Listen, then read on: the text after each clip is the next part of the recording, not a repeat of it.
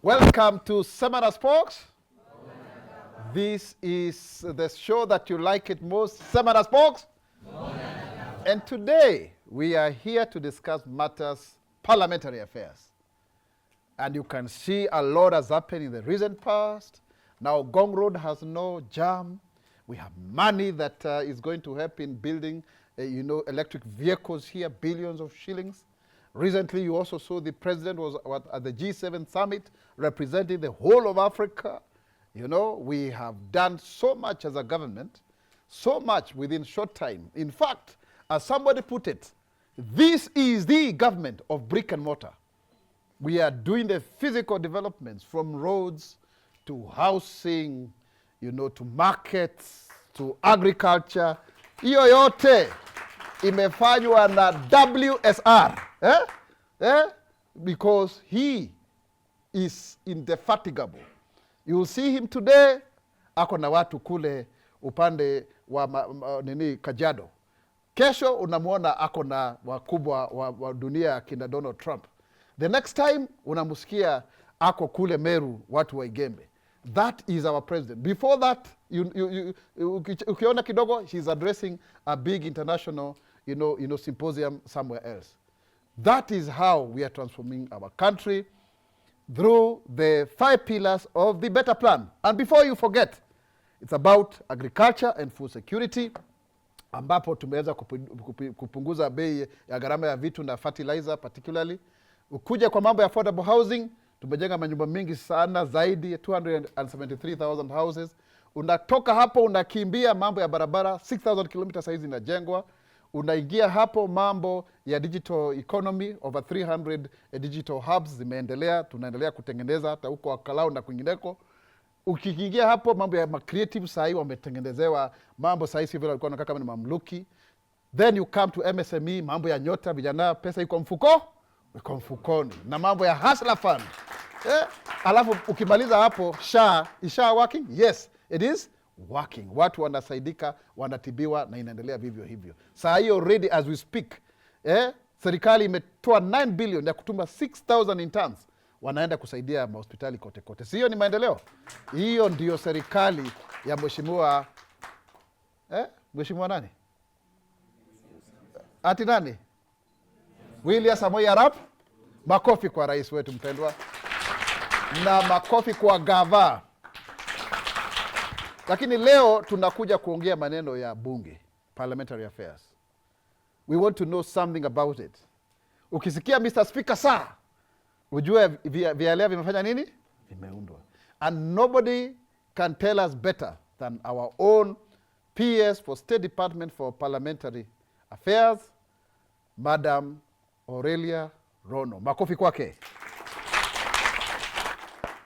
PS, karibu sana. Asante sana. Karibu sana, welcome here. Thank you so much. And feel at home. Good to be here. Karibu sana. Sasa PS, going straight to the point. Sasa, who is PS Aurelia Rono? Ulizaliwa wapi, ulienda shule wapi? Tell us about yourself. Okay, thank you very much, Spox. First of all, let me appreciate the opportunity to be here today. And thank you very much for having me. And also take this opportunity to say hello to participants this evening. Good afternoon. Good evening, everyone. Good evening. Thank you. Aurelia Rono is the PS, Principal Secretary, State Department for Parliamentary Affairs in the Office of the Prime Cabinet Secretary. And Cabinet Secretary responsible for foreign and diaspora affairs. And also parliamentary affairs. Yes, the Office of the Prime Cabinet Secretary has 5 state departments. So one is the State Department for Parliamentary Affairs, the State Department for Foreign Affairs, the State Department for Diaspora Affairs, the State Department for National Government Coordination, and the State Department for Science, Research, and innovation. So you have 5 PSs? Yes, we have 5 PSs. Under the Prime Minister? Now, under the Office of the Prime Cabinet Secretary. Yeah. And Ministry of Foreign and Diaspora Na Affairs. unajua kidogo kidogo hapo PS nilikuwa nimechaguliwa CAS na Yeah, and I actually welcomed you very well. Yeah, and we want to work with you actually. Exactly. You know, as in the State Department for Parliamentary Affairs. Yes. But before we come to the structure of that great ministry of the Prime Minister, who is Aurelia Rono? Ulizaliwa wapi, umelelewa wapi mpaka ukakuja kuwa PS? What inspires you? Ama vijana ama youth wanataka kujua wewe ni nani? Yes, thank you. Aurelia Rono was born and raised in Bomet County, a ward that is called Chemaner Ward. Chemaner. Chemaner Ward. Chemaner. Bomet East Sub-County and Bomet County. I went to school in the same ward called Chemaner Primary School. Okay. By the way, Chemaner, when it's translated, it means someone who doesn't grow fat. Mtu mkonda hivi, eh? Yes.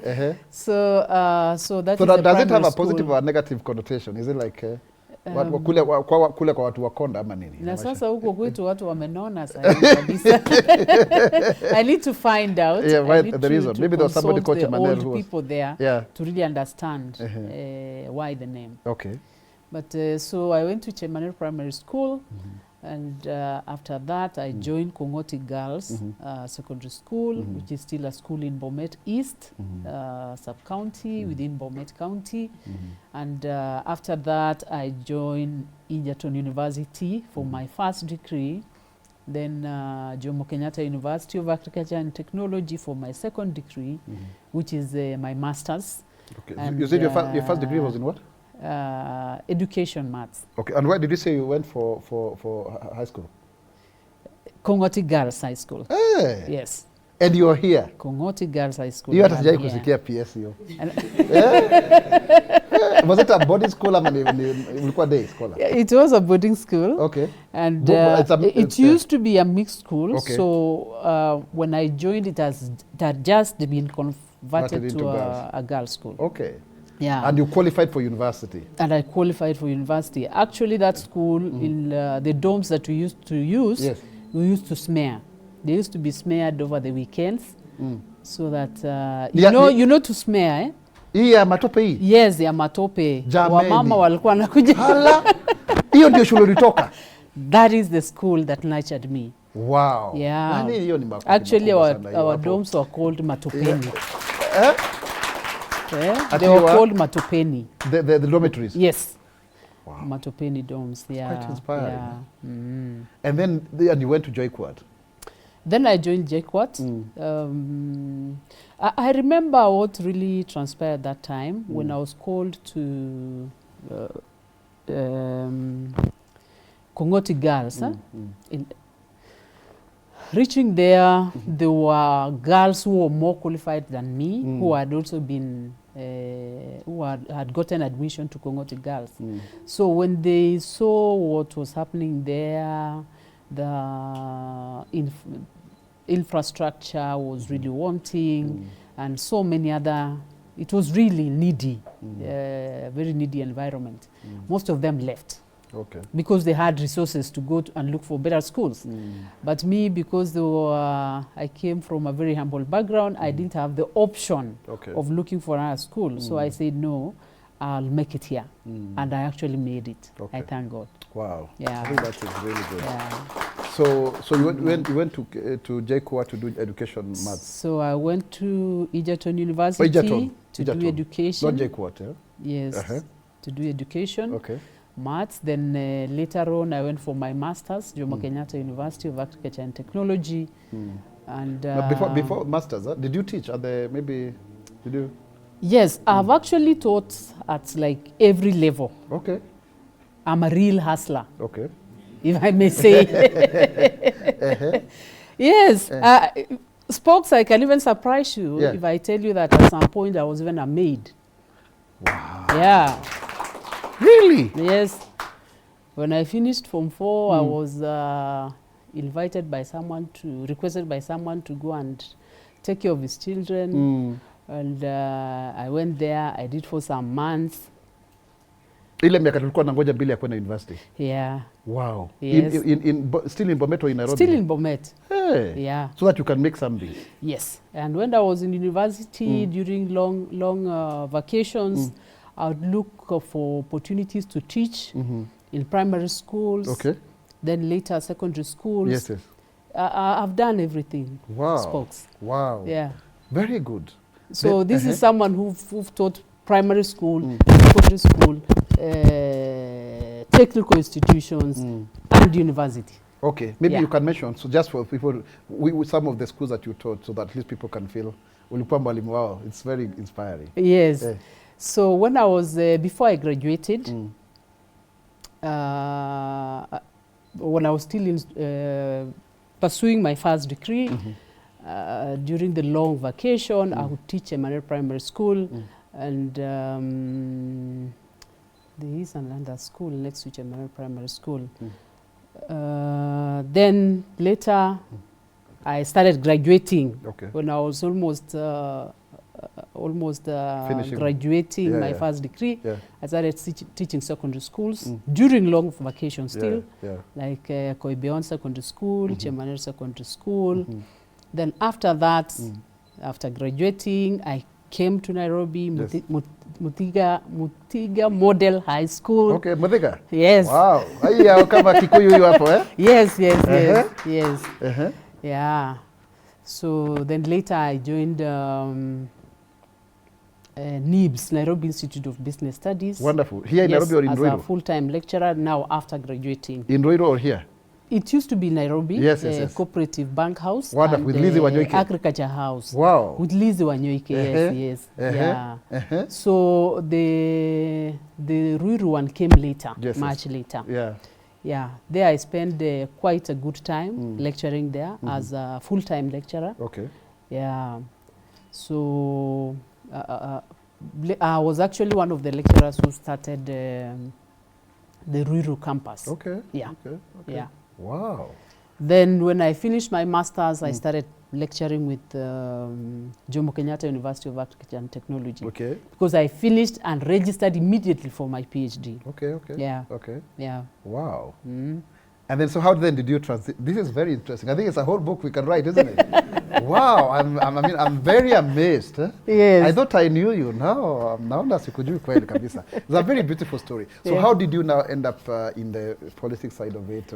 So when I was pursuing my PhD, and now lecturing. Which area of PhD were you pursuing? It's public finance. Okay. Yeah. So you are an expert in PFM. Yes. Okay.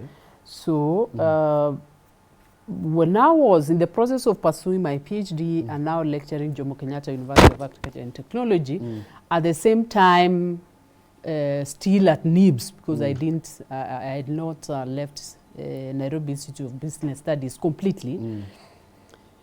It came this time of campaign, that was 2013. And then a friend of mine just told me, by the way, this is a new dispensation. This is the time we are beginning to implement the 2010 Constitution. Yeah. And therefore, why don't you apply for MCA nomination? Remember, I was a lecturer and I'm pursuing my PhD. Yes, yes, yes. So, not knowing what exactly a member of a county assembly was, I proceeded and applied. Wow. I gave out my details, my credentials, yes. and proceeded with my work, proceeded with my hustle. Yes. So, and so after a few months, my name was published, and I actually didn't know what member of county assembly was all about. What was in my mind was statistics, mathematics, all that, what I've been teaching. So I then decided to inquire what exactly is the role or the mandate of a member of a county assembly. Then I was told, but the person who explained to me in the first place made it worst. Okay. Because he told me, member of a county assembly is just the councillor. Then I remembered. Yes. Then I'm like, no, not with my PhD. Yes, yes, yes. No. Yes. I did a lot of consultation because that time I had been given supervisors for my PhD. So I consulted widely on what it entails and whether it's really appropriate for a PhD person to pursue that anchor. I was really encouraged to go for it because it was a new dispensation and Kenya actually really needed the right people to assist in establishing county governments. So I went. Okay. Yeah. Did you take up the MCA position? Yes, I took up the position as a challenge because I remember what I knew best was to teach in class. Now here you are dealing with MCAs. Now, yeah, this is another space, a totally different space. Rabble-rousing. Where you're supposed to solve the real problems, Yes. the real issues in the So village. from theory to practice. So when I went there, I started appreciating the position. Because as I told you, we were the pioneers. This is a new thing. We are expected to operationalize county governments.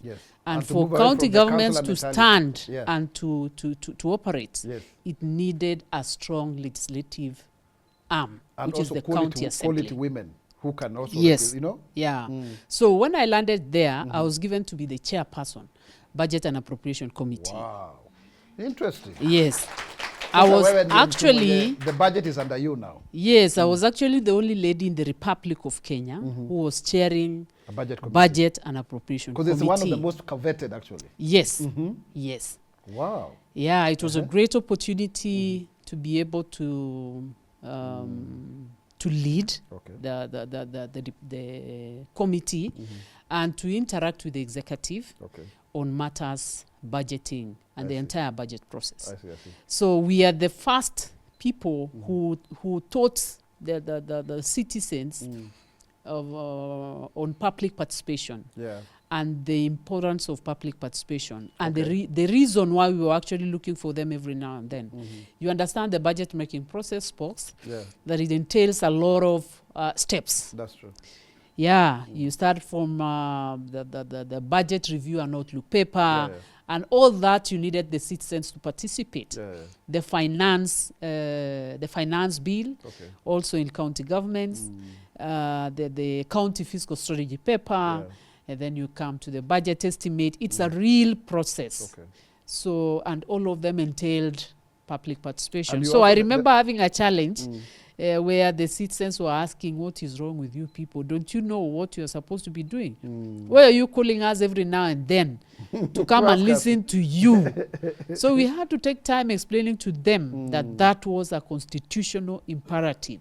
That before we do anything, we need to let them be aware and give their views on them. So it was really a turn on its head. Like now, the people who are participating, it's not a top-down, it's a bottom-up kind of thing. Exactly, exactly. So then we did very well. Apart from being the chair budget and appropriation committee, I was also a member of education committee and the labor committee, and member of speakers panel. Yeah, you are also Madam Speaker. Yes. And sometimes people call you Madam Speaker, sir. Yes. Before no. Sometimes I could hit the table and order the house to be orderly. Interesting. So you have a very good, therefore, legislative background. Yeah, exactly. So how then did you transition to become the PS for parliamentary affairs? So after, maybe I give the chronology of events. Yes. So after that, in 2017, after we did a good work, and even if you go there to Bomet County Assembly, you will be told that the first team, the pioneers of Bomet County Assembly were the greatest. Very good. There is no team that has actually outperformed them. Wonderful. We were really, really committed so in doing the three things, Spox. Legislation, oversight, and representation. There was nothing like business. We were really doing the work of a legislator. Of a legislator. Very good. Yeah. So then after that, remember I had not graduated my PhD. Okay. So in the process, when I now finished in 2017, I deferred. So I resumed back my PhD, and then which I finished. Then I went back to Masai Mara University now to lecture. Okay. Yeah. Full time now. I could do Masai Mara University, Bomet University, and JKUAT University, Kisii campus. In the area of Me, I'm such a person who like really occupying my mind, making myself very busy. Yes, yes. Yes. So in a week, I was doing 3 universities. Wow, that's amazing. That's Yeah. really great. Huh? Yeah. And so then so for the next 5 years, you did lecturing, public finance? Yes. Okay. Public finance and accounting. I'm a Okay. CPA. Oh, wow. Yes. I've done CPA. And so I'm certified. Okay. Yeah. So then later on now I concluded my PhD in public finance. I graduated, and that is it. It came a time to apply when this position was advertised. And I applied. I prayed to God. Yes. And There were so many applicants. God I think there were delivered 9,000 because applicants. There were many, Yeah, over 9,000 9,000 applicants. Yes. Yeah, but I thank God for the opportunity. And then anyway, there were about, is it 40-something positions or thereabout. So makofi hapo kwa PS, I think that's wonderful. So what has been your motivation to fight all that long? Because you see, it's been a long journey, really. Yeah. What has kept you going? What is your inspiration? What is your motivation? Okay, what has always inspired me is the fact that I always remind myself that I'm able to do all what comes my way. Okay. Yeah. Actually, I always have that verse in Ephesians. Is it Ephesians 4:13 that says, "I can do all things through Christ who strengthens me." That's my, can I say, mantra? Yes. Yes. Wonderful. I can do all things through Christ who strengthens me. Okay. So I always know that I have what it takes. Yeah. Wonderful. For me, I know there is nothing too hard for me. Yeah. Because God is always on my side. Wonderful. I've always seen my journey as God's driven. Wonderful. Did I tell you that I schooled when I was in high school? I actually, during holidays, I used to go moving from shamba to shamba, collecting managus so that we go and sell with my mom in the markets. At least I get something to buy a soap for me to go to school. And this, I used to travel by foot for like 15 kilometers going to school. Wow. Yeah. Yeah. Wow, that's quite Sometimes I could reach school because I'm not carrying any fee. The fee balance is so huge, then I'm asked to go back. After 15 Yeah. kilometers. I'll do another 15 kilometers back home. So I've always seen my journey as God's driven. And I believe what the Bible says, that God has good plans for everyone. So I always endeavor to put my hard work to what God has actually destined for me. Wonderful. Yeah. This is really inspiring. Now, so you are now the PS for State Department of Parliamentary Affairs. Yeah. It's a new department. It's never existed before. The President has written an advisory to Parliament, wanting to have some kind of a semi-parliamentary, state where the Prime CS goes to answer questions to Parliament with CSS and CASs, and now you are the one in charge of that relationship. Tell us, what was the journey of starting a whole State Department from scratch? Yeah, it's really an interesting journey. And I really appreciated the opportunity, and I still thank His Excellency the President for entrusting me to that responsibility of establishing a State Department. There was no other department in existence anywhere. So it's really, really a new State Department that we started in from December, because we were sworn in 2nd of December 2022. So it's like we started 2023. Interesting. I've really learned a lot. It actually assisted me to learn more about government operations. Because I've been in a not really private sector per se, because universities are also government government entities, but it's not like when you are actually working in a ministry or a state department. So starting a new state department for me was a really great opportunity that God gave me through His Excellency the President. This is a state department that is within the office of the Prime Cabinet Secretary. And you remember the executive order, number 1 of 2023, all the way even the executive order, the latest one, number 1 of 2025, gave the Prime Cabinet Secretary the mandate to coordinate the implementation of government legislative agenda across ministries, departments, and agencies, and in consultation with the leadership of Parliament. So the State Department for Parliamentary Affairs does that day-to-day work of coordination. It does the day-to-day work of coordinating the identification, the prioritization, the development, and the implementation of policies, legislation, and regulations across MDS. Yes, because you are the one now to define that, the executive order. I just want you to tell us in maybe a minute or so, building a State Department from scratch, really, it's not easy. I mean, you will not run like another State Department. Yes, you had the legislative experience. You are a lecturer in PFM, which most of the time, the power of the purse is with the Parliament. Here you are trying to, create relationships between both houses of Parliament, the State Law Office, the Prime Cabinet Secretary's Office, and there are many other actors, the MDAs, because of parliamentary liaison. You are the one who came up with that. How did you build it? And what are the lessons that you learned from that? I've told you it wasn't easy. At the same time, it was an interesting opportunity to be able to birth a baby, and ensure that baby get the opportunity to sit, to walk, and even run. Okay. I can tell you we are running now. So I think it was possible for us to start the State Department and run within the shortest time, because of the support of the Prime Cabinet Secretary. Okay. With his experience that he had gathered over time, he was able to give us advisories. He was able to advise us on what to do and how to go about it. At the same time, I got some very good technical people because we were not able, first of all, to recruit. Immediately we came on board, because for a State Department to recruit, you must be having some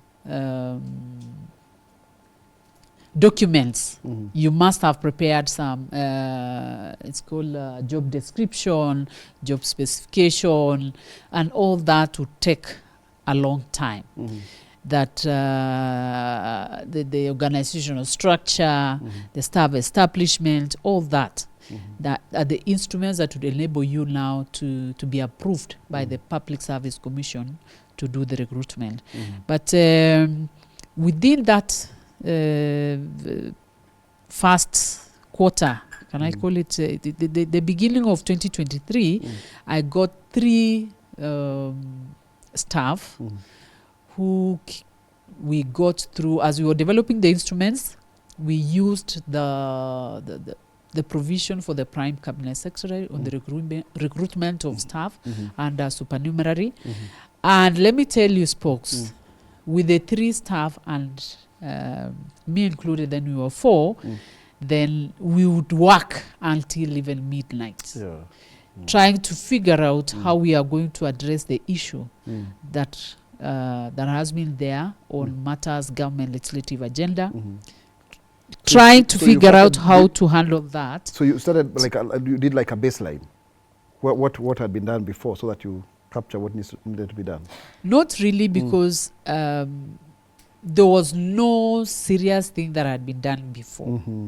We had to do a lot of studies to check those other countries that have the same arrangements, like Ghana, like India, like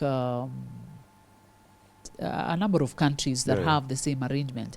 But with some of them, they are running under a different government system. Okay. Some of them, like India, is under parliamentary system, but as in Kenya, we are under presidential system of government. So we had to do a lot of consultation, even together with parliament, the leadership of parliament, to understand the challenges that they have been going through when they are interacting with the executive.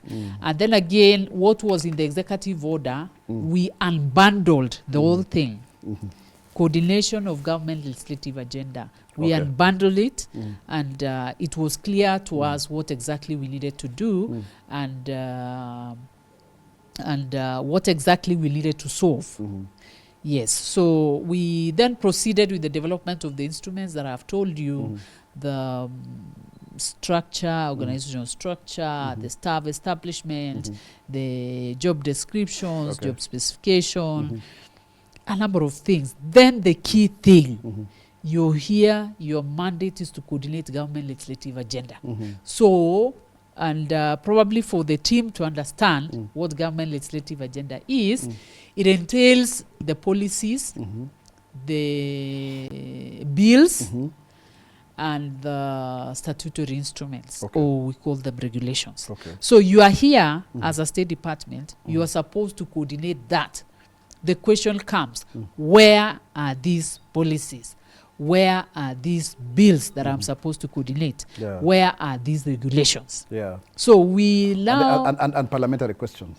Yes. We now embarked on looking for these items. How did we do that? We organized roundtable meetings with all the state departments and agencies.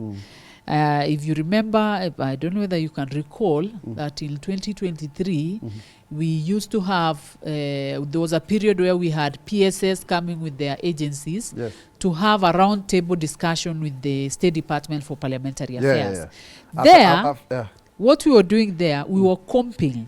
We were going through the plan, the bottom-up economic transformation agenda plan, vis-a-vis the legislative framework that is already existing. Then asking the State Department, so are you able to, are we able to deliver on this plan? Do we have the policy framework, the legislative framework, and the regulatory framework that is helping us to deliver on this promise that we've already given out? So we'll do that discussion, and at the end of the day, we would identify the legislation or the acts or the statutes that needed to be amended and others that needed to be developed from the scratch. So let's stop it there. So we take a short break. This is Sema na Spox. Bonga na Gava. Asante sana. Welcome back to Sema na Spox. Bonga na Gava. Sema na Spox. So, PS. Yes. You know, you speak so well, baka saingine tunashindwa kuinterject kidogo. Now, there's a lot that you've been able to do, but maybe in a nutshell, tell us, what are the key achievements that you've been able to achieve under this new State Department? Spox, you'll allow me actually to progress to pick from where we stopped, because I was beginning to share what you've just asked me. So when we sat, we developed, we identified now what we are supposed to do to coordinate. And therefore we developed what is called the GLA schedule, the Government Legislative Agenda Schedule, which is a 5-year plan. So it's like a strategic plan. Under GL, it's like strategic plan, containing policies, legislative initiatives, and statutory instruments that the government is developing for the next 5 years. For what? What is the objective of that? To assist in the delivery of the bottom-up economic transformation agenda. So now, here we have a GLA schedule that we've developed in agreement with all the ministries, departments, and agencies. The coordination work now starts. So when we were developing the GLA schedule, we realized that on the side of policies, there was a problem. Okay. There has never been a document that is guiding the development of policies across government. You compare the sessional paper number 10 of 1965 with the latest policies, and the several policies that had been developed, and it was clear that there was no structure, there was no clear format for government. And then we developed what is called public policy, the National Public Policy Handbook. Okay. That handbook is currently used even by county governments. Very good. Because it gives the structure of a policy, what really needs to be a policy. If you want to develop a quality policy, then what are these ingredients of a quality policy? Okay. Then again, it was talking to standardization of policies in government. So that we developed, it was approved by cabinet, and it is, I'm happy that it is being used by ministries, currently state departments, and even county governments in developing their policies to ensure that the policies we developed as a government are structured and there is a clear format for government policies. Wonderful. We also developed what is called the national government, the guidelines for the development of national government policies and legislation. Okay. Yes. Why did we develop this? You see, when you are coordinating a program, there has to be some milestones, right? When you are coordinating something, like you are coordinating policy, there has to be let me call them milestones, right? So we had to develop guidelines because they were not there. Let me tell you, Spox, if you become now a CS or a PS, it will not be hard for you to know the process of developing a policy or a bill or a regulation because it is contained in the guidelines for the development of national policies and legislation, which was also approved by cabinet. Because earlier on, there used to be guidelines from the Attorney General, but it was solely speaking around the drafting process, the drafting procedure, what you need to have when your document is being drafted.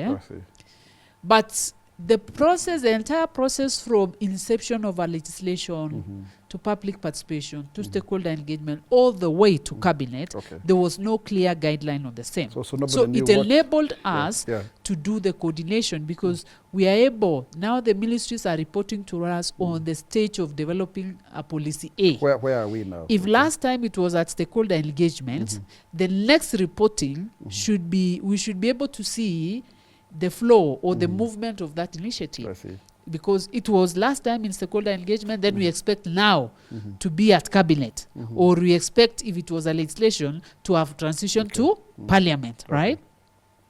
So let me, like policies, the guidelines will give you a policy begins from inception, identifying there is a problem here, then a committee is set up to come up with the policy, then there is the entire public stakeholder engagement process, then public participation, then it goes to cabinet. There are policies that are approved by cabinet and they attain implementation status. Then there are some that are transitioned to parliament as sessional papers before they are implemented. For bills, of course, all of them will have to go to parliament, and for regulations, they all have to go to parliament. So I've told you of three things.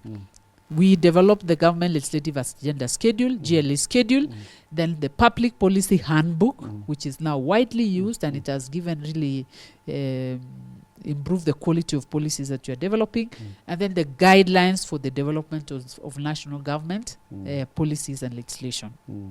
Those three documents have enabled us to track legislative initiatives, the three of them across the several stages that are involved. We went ahead now and developed the parliamentary liaison framework. This is a framework that enables us to liaise, to coordinate with parliament. Maybe I need to go back, Spox, and explain why actually this State Department, so that you understand why we really needed the parliamentary liaison framework. You see, initially, before the existence of the State Department for Parliamentary Affairs, we used to have weak liaison between the executive and the legislature. Remember Spox, before the 2010 constitution, we used to have members of parliament being also Cabinet members of executive as ministers or assistant ministers. And therefore, when there was a problem in parliament, they were able to take the question to cabinet and it is discussed. And the answer or the solution is sought and is given. In fact, I remember when there was a young, what do you call it? A young officer. I used to be the one answering questions that would come to my agency. You know? Oh, really? Yeah, it's very interesting. So with the new constitution in 2010, then we made the three arms of government independent. Totally independent, the executive, legislature, and judiciary. And therefore, the earlier arrangement where the minister was a member of parliament would take the same concerns to cabinet was removed completely. Yeah, so there was a problem actually. In fact, if I was to say, because of my experience of being a legislator in the first parliament under this constitution, we used to ask chairmen questions. But a chairman is your fellow member of parliament. Yes. So, and then he's supposed to be answering like a minister. Yeah. So it used to be very awkward. Used to be very hard. Yeah, very awkward. Because initially at some point when we were drafting the constitution, we were equating the chairman of a committee to be the level of a minister, but it still did not work out. Yeah. So now you've now found that gap. Yeah. So it's good you have that experience. Yeah. You expect the chairman or the chairperson of the committee to give you concrete answers to the questions from the executive that you have. Yeah. But that chairman or chairperson is not a member of the cabinet. Exactly. In fact, we were joking PS, yes. We were telling them, but then uende utengenezewe ofisi hapo karibu na minister, akitoka anakuambia kile unafaa kufanya. But of course, it was just so you can see there was a really weak coordination or weak liaison between the executive and legislature. Yeah. And remember, yes, the constitution speaks about separation of powers. It speaks about the independence of the three arms of government. But there also has to be consultation and cooperation between the let me talk about the two arms of government, because that's what we are dealing with now, the legislature and the executive. There has to be cooperation and consultation. Yes. So as because we are serving the same mwananchi, so that we are able to drive the public interest.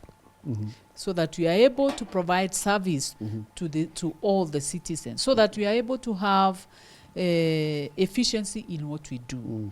And therefore, the president saw it good to speak to parliament. He actually shared a memorandum to parliament to request parliament to allow them to amend their standing orders to allow the CSS to appear to have question time. The constitution allowed CSS and PSS to appear in committees for accountability. But not in the plenary. There was a need to also have CSS appear really in parliament to answer questions on the plenary because members of parliament are representatives of the people. So now, for us to be able to do that work, to have a seamless engagement with the legislature, then we needed to establish the parliamentary liaison system, the parliamentary liaison officers across all the ministries. So as we sit, every ministry, every state department, have a parliamentary liaison officer that is working with the State Department for Parliamentary Affairs to do the liaison work. As we sit, it is not like when you are there, Spox. We've demystified the arrangement. So there's somebody in charge now, not like any other officer being told to write something. Yes. You know, earlier... And we've been able to standardize how they respond. Yes. That is why we've been able... Currently, you rarely hear Parliament complaining about questions substandard... Yes. By the way, there is a real improvement. That's a really good thing. Because in really, every really state wonderful. department, we have a liaison officer who is assisting the CS and the PS in coordinating the preparation of the response and in ensuring that if the CS will not be available to appear before plenary or committee, he's able to communicate in time Yes. with our office and even with Parliament, Okay. so that a rescheduling is done in time Instead of no shows. instead of no show. Okay, Yeah, you okay. see, when you are invited by a committee and there's a no show and there's no communication, that relationship is Soured, it will not be good, and we expect to work seamlessly Okay. because we serve the same people. Wonderful. I think PS, because of time, Yes. there's a lot that really you've been able to do. Yeah. And hapo nimeona kagap kidogo. Hiyo kazi kama CS yako ilikuwa ya CAS, lakini tulifanyiwa ile kitu. You know, I was the chairman of all the 50 of them. But I'm that good, by the way. Almost all of them, HE has given them other jobs. I was the first to get the jobs of the government Spox. Akina Itumbi, akina Jaldesa. So tunashukuru tukuachwa kwa mataa. Now, maybe because of time, really, because I think we need 3 or 4 shows. So if you are to summarize, so there is first is the setting up of the office. Then there's a parliamentary handbook. Then there's a guideline. Then there is a 5-year Parliamentary plan. liaison. The 5-year plan. Framework. Then the parliamentary liaison framework. Yes. Any other of the key things that you've been able to achieve so far? Because we want to go to the questions. I'm sure you got what the parliamentary liaison framework is to do. Yeah. I think I've explained. Now, coming to the coordination work. Yes. We've been overseeing over 1,300 initiatives. What? And as we speak, These are legislative proposals. these are policies, regulations, All of and those. bills combined. 1,300. Yes, over 1,300, 1,308. When we developed the government legislative agenda schedule, we had 772 initiatives. Almost half. But with time, yeah. because of a lot of dynamics and you remember the state corporation reforms that was approved by cabinet. Yeah. So some of these things are introducing new initiatives. Some of these things are also retiring some of the initiatives. So as we speak, we have about 1,308 initiatives. So they've almost doubled, even though they had actually reduced. So you have 1,308. Some have been retired. Actually, 142 have been retired. But you still have But 1,308. the new ones came because of several other changes. You know, we really live in a very dynamic world. Okay. Yeah, so many things are changing and so many things are coming up which requires an amendment here and there. Yes. So out of these, we are very happy as a State Department that we've been able to coordinate 89 laws that have been assented to by the president. That's amazing. So In 3 years, I call it 3.5 years. So 89 bills are now acts of parliament? Yeah, they are now acts. Yes, How many? 89 of them. Wow, that's a record. So that is to mean on average about 30 in a year. And that, about 30. Because when I was a member of parliament, and a National Assembly, like when I joined it, they were doing about 16. So you almost doubled that. Yes. That's amazing. Yes. And then how many policies? Out of, the 89 are bills, 46 policies. 46 policies. Of which 12 of them are sessional papers. Wow. They are the ones that were transitioned to Parliament to be approved as sessional papers. And we still have some. But 12 of them has attained the implementation status. Okay. And then what about regulations? Regulations, we have 196. Wow. Amazing. So these are for pre-existing acts of Parliament and the other ones that have come on board. Which one? I'm saying the regulations are for pre-existing acts of Parliament, amendments, and the new acts. Yes. Okay. The regulations are for the acts. Some of them were approved long time ago, about 5 years ago, but we delayed in the development of the regulations to implement the act. So some of them are for those acts that were approved kitambo. Others are for the new acts. Wonderful. And this is a trend. This is what we've discussed with the State Departments. When you are developing a new bill or a new law that requires regulations to be done, do them along or concurrently, okay. So that we don't delay the implementation of an act once assented to. And we have the regulations ready to be taken to Parliament to consider. Then we will be able to implement that act immediately. Rather than just approving the act, then wait for so many other years to prepare the regulations that are operationalizing. Wonderful. And by then, before I forget, the Persons with Disabilities Act 2025 wamenituma, wameniambia nataka regulations zao, so PS hapo utanisaidia kidogo. No, I think let's now start to the questions. We actually communicated that. Yeah. We communicated to the State Department responsible. Whenever an initiative delays, Yes. we communicate to the responsible ministry or the State Department on the need to speed up. If there is an issue that is impeding, one of the functions that was given to the State Department for Parliamentary Affairs is to provide timely guidance and direction on how to sort out a challenge that is impeding the realization of an initiative that was meant to achieve in the delivery of National Development Agenda. Through a committee, we have a steering committee on national steering committee on government legislative agenda and parliamentary liaison. What's the name that of the unlocks What's the name of the committee? steering committee on government legislative agenda and So parliamentary that's like liaison. your small parastato there. Your saga. Yeah, that's it's not a saga, but it's just a desk that it's an It brings office that deals with unlocking. It's actually chaired by the Prime Cabinet Secretary. Prime Cabinet Yes, Thank yes. you very much. Because of time, because we have less than 10 minutes. Now let's move to the questions. Then who is asking the first question quickly? Go straight to the point. Tell us your name, which county you come from, what you do, and then you give us a question.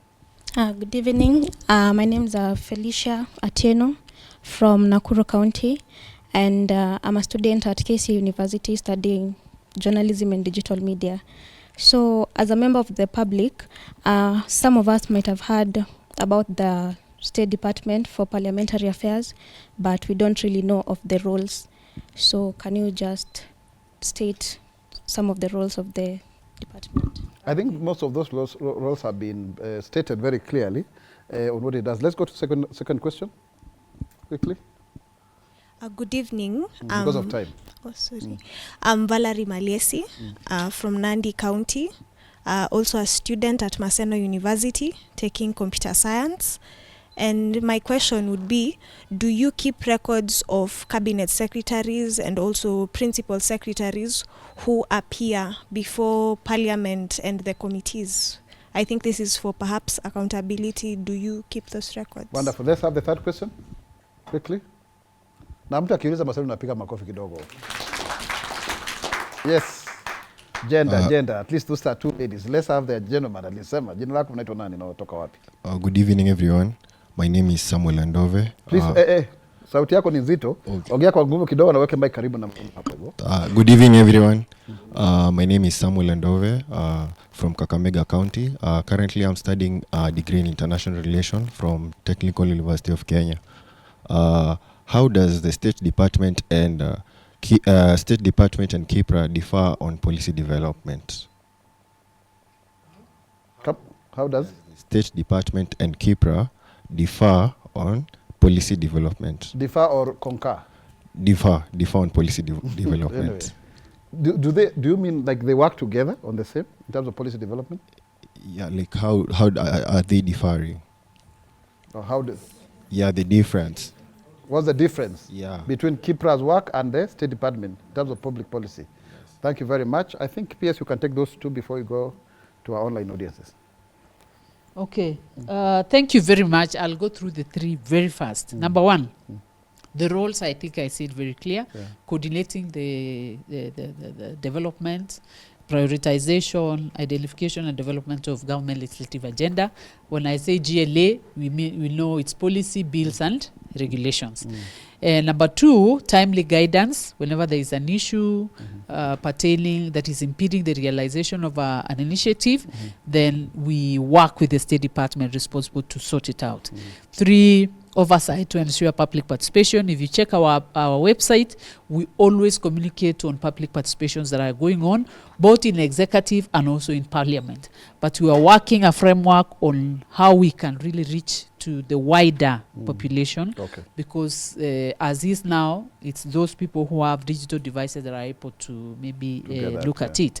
Now, we also, another function is to work with Parliament to enhance accountability of MDAs by preparing organizing parliamentary appearances, both for committees and plenaries. We prepare schedule of appearances, because earlier there used to be a lot of overlaps, and earlier there used to be reluctance in appearing in committees. Someone would prioritize other matters and leave Parliament alone. Yes, yet Parliament is a critical organ that is vested with the mandate of making laws, oversight and representation. So we work with the Parliament to enhance that accountability by preparing schedule of appearances. Parliament, when they invite a PS or a CS, they copy us, and then we prepare a schedule. It's like a timetable, and then we share with the ministries, with the CSS and PSS, so that each one of them knows when they are appearing at what time. And then by the time when we prepare that, we avoid the overlaps. So we remove the overlaps. Remember, we have two houses, the Senate and the National Assembly. So we're in the process of preparing the schedule. We are able to work with Parliament to remove overlaps. Okay. Then we quite a number. We have about 8 roles as a state department. Maybe I've because of captured. time, we go to the next question. The next question is on whether we keep records. Yes, that is why we are able to prepare the scorecard, and we can tell in the last quarter which PS, the percentage of appearances. We call scorecard. We prepare a scorecard for every CS and every PS on parliamentary appearances, because that is very, very important. So we keep that. On the relationship between the State Department and KIPRA, KIPRA does policy research and analysis. They review policies. What we do, we have a directorate that also looks at government policies, where we store. We are a repository of government policies. Okay. If you check our website, we have all the policies that are being implemented by government. We are a repository. On top of that, we give advisory briefs to the Prime Cabinet Secretary to be able to assist the government. Remember, he assists the President and the Deputy President in supervising the implementation of government programs. So these programs are implemented, the policies are implemented through programs. So whenever we give an advisory, then he is able to assist or explain to Cabinet on the impact of some policies that we're implementing. If there was time, I could have really expounded on that, but maybe you'll give us another opportunity so that we come and speak to it. Wonderful. No, go on. You are answering the last question, or you are done with it? I think I've responded to all so the let's questions. go to the online one as we think about the whole cycle of policy, law, program, action, then review. It's a cycle. Policy, law, program, action, then review. Let's come to that question. Yes, where are we? Hello, Dr. Rono. Yeah. Yes, is that Rehab? Yes. Yes, please, let's see you and talk louder. Speak louder. I don't know whether you talk Dr. louder or Rono. speak louder. It depends on which school you went to. I'm good. I see your Thank name is you. smiling here. Okay, yes, Rehab. Yes, Kenyans would like you to respond to the following questions. Maybe you start with one and respond, alafu twende hivyo. All Sawa, right, sawa? all right. Ya kwanza ni gani na anaitwa nani huyu kutoka wapi? The first, I there's hope sio been Nyamlangano village. there's been an increase of court cases against government or acts passed by Parliament on the basis of lack of public participation. Is there a defined framework of how public participation should be done? And what is Parliament doing to create awareness regarding this public participation? Because sometimes they happen, but some people are not aware. Can public participation be done online to ensure the youth are fully involved? That is Bernard Kimayo from Kisumu County. Yes, PS. Okay, thank you. Thank you very much, Bernard from Kisumu. Court cases on legislative initiatives that have been approved by Parliament. Yes, before there used to be a lot of court cases affecting our laws. And the main grounds that they used to give was a lack of proper public participation. So over time, we've been trying to check and work with our colleagues across ministries, departments, and agencies to check on that aspect of public participation so that we avoid our initiatives being quashed in courts. And we've been using the judicial rulings to check whether we've actually done public participation on the initiative. But we are very happy that we have now a public participation bill that is in Parliament. It's actually going to the Committee of the Whole House. We believe that once we have the legislative framework, we'll be able to deal with that once and for all, because it has been an issue. So what is proper? The court would say no proper public participation was done. But then what is proper public participation?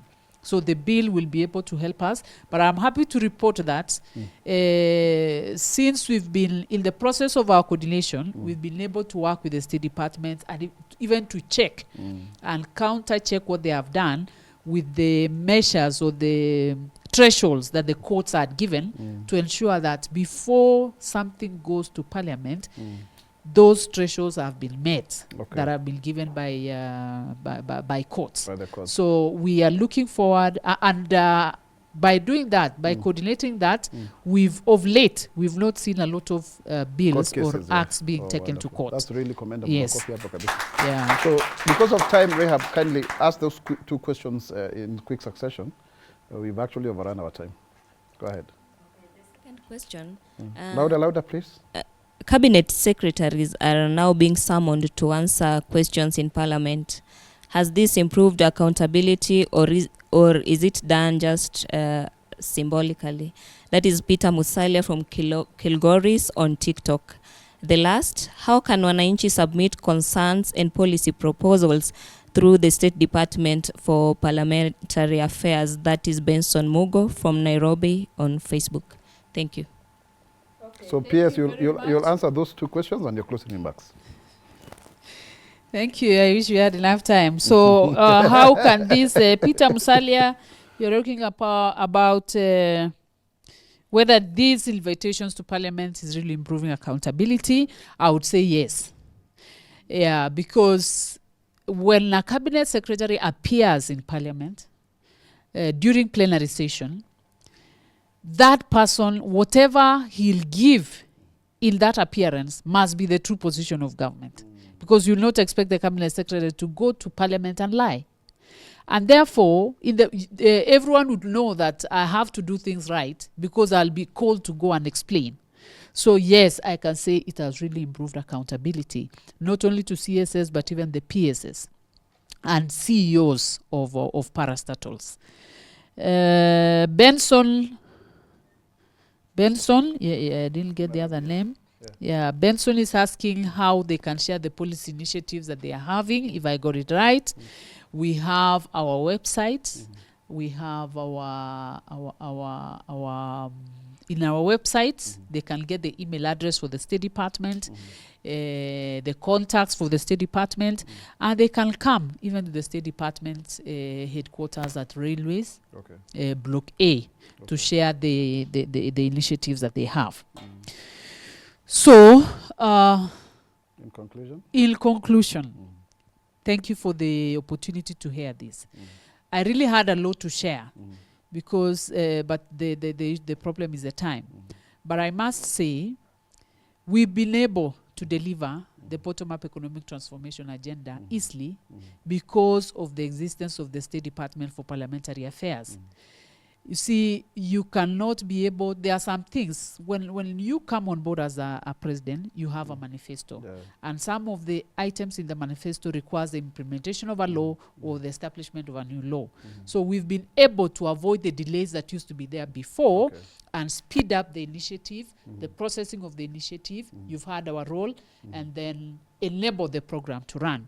So all the 5 pillars you remember, the universal health coverage, the agriculture pillar, the MSME pillar, the affordable housing and settlement program, and the digital superhighway, we've been able to do that, to move with speed, because we've been able to assist the State Department to move with speed in enabling the policy framework, the legislative framework, and regulatory framework that is including needed. the universal health coverage. Remember, good governance requires well-developed policies, sound legislation, and the appropriate regulatory framework for it to work.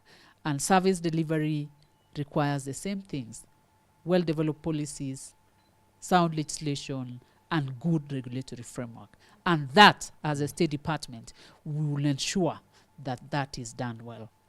The framework, the policy framework, the regulatory framework, and the legislative framework is well anchored in the Republic of Kenya for us to be able to deliver the national development agenda.